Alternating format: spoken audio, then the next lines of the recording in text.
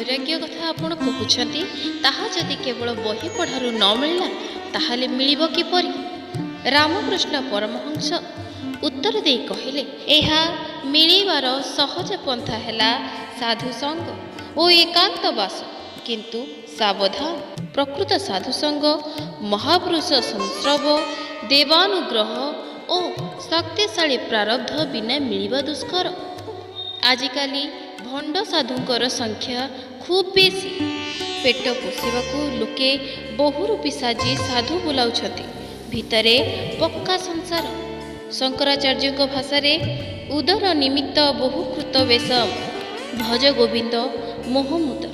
ପେଟ ବିକଳରେ ଲୋକ ବହୁକୃତ ବେଶ ମାଧ୍ୟମରେ ଲୋକଙ୍କୁ ଭଣ୍ଡୁଛନ୍ତି। ଜଣେ ଉପଯୁକ୍ତ ସାଧୁଙ୍କର ସଙ୍ଗ ମିଳିବା ଭାଗ୍ୟର କଥା। ଭକ୍ତ ପୁଣି ପଚାରେ, ଏକାନ୍ତବାସ, ଏଇ ଏକାନ୍ତବାସ କ'ଣ? ଏହାର ଉତ୍ତର ଦିଅନ୍ତୁ ମହାପ୍ରଭୁ।